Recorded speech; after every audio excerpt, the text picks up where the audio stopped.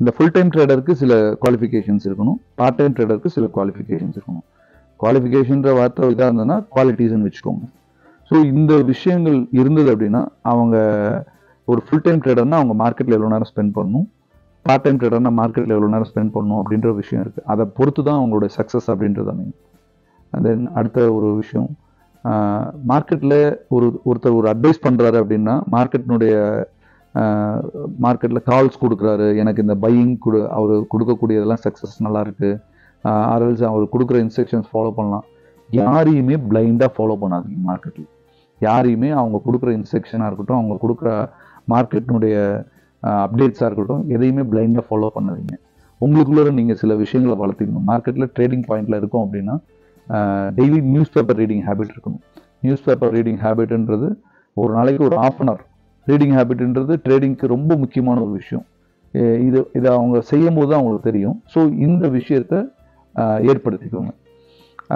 And then follow பண்ணுறதும் பிளைண்டாக follow பண்ண வேணாம்னு சொல்லிட்டேன். ஸோ இந்த பை த சேம் டைம் பார்த்தீங்கன்னா இந்த விஷயங்கள் நான் இப்போ சொன்னது ஸ்ட்ராட்டஜிஸாக இருக்கட்டும், ஒரு டெசிஷன் மேக்கிங்காக இருக்கட்டும், டைம் ஃப்ரேம்ஸை சூஸ் பண்ணுறதா இருக்கட்டும், அண்ட் தென் யாரையும் பிளைண்டாக ஃபாலோ பண்ணாத விஷயங்கள், நியூஸ் பேப்பர் ரீடிங் ஹேபிட்டு, இந்த மாதிரியான விஷயங்கள்லாம் நம்ம ஃபாலோ பண்ணும்போது ஒரு குறிப்பிட்ட பீரியடில் கண்டிப்பாக ட்ரேடிங்கில் ஒரு சக்ஸஸ்ன்ற இடத்த பார்க்க முடியும். இந்த ட்ரேடிங்கில் சக்ஸஸ்ன்ற இடத்த பார்க்கணுன்னா இவ்வளோ விஷயம் செய்தாகணுமா சார், ரொம்ப ஈஸியாகவே பண்ணிகிட்ருக்காங்களே. ஆமாம், ஈஸியாக பண்ணிகிட்டு இருக்கிறது வெறும் நியூஸ். நீங்கள் பண்ணி பார்க்கும்போது தான், ட்ரேடிங்கை நீங்கள் பண்ணும்போது மட்டும்தான் தெரியும் அதில் இருக்கக்கூடிய கஷ்ட நஷ்டங்கள். கண்டிப்பாக எல்லா பிஸ்னஸ்லையும் இருக்கக்கூடிய ஹர்டல்ஸ் இதுலேயும் இருக்குது.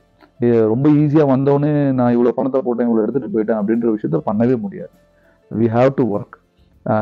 மிக முக்கியமாக நம்ம செய்ய வேண்டியது, பணத்தை விட மிக முக்கியமாக நம்ம இன்வெஸ்ட் பண்ணணும்னு நினைக்கிறது டைம் தான். டைமை இன்வெஸ்ட் பண்ணால் மட்டும்தான் நம்மளால் இந்த ட்ரேடிங்கில் ஒரு சக்ஸஸ் அப்படின்ற பார்த்து ரீச் பண்ண முடியும். ஸோ இதை பேஸ் பண்ணி உங்களோட ட்ரேடிங் ஆக்டிவிட்டீஸை பிளான் பண்ணுங்கள். ட்ரேடிங் எடுக்கக்கூடிய விஷயத்த நான் இந்த சொன்ன க்ரைட்டீரியாவில் ஃபாலோ பண்ணி எடுத்து பாருங்கள். கண்டிப்பாக உங்களால் சக்ஸஸ் பண்ண முடியும், கன்சிஸ்டன்சி மெயின்டைன் பண்ண முடியும். செக்மெண்ட் வைஸில் இருந்து எல்லாமே, எந்த செக்மெண்ட்டில் ட்ரேட் பண்ணுறீங்கன்றது வந்து எல்லாமே பிளான் பண்ணி பண்ணுங்கள். நெக்ஸ்ட்டு ஒரு 6 months ஃபாலோ பண்ணுங்கள். கண்டிப்பாக உங்களால் இந்த சக்ஸஸ்ன்ற இடத்துக்குள்ளே வர முடியும். இதை தாண்டி இன்னும் வேறு ஏதாவது கொஸ்டின்ஸ் இருந்ததுன்னா கண்டிப்பாக கமெண்ட் பாக்ஸில் கொடுங்க. தேங்க்யூ. All the best.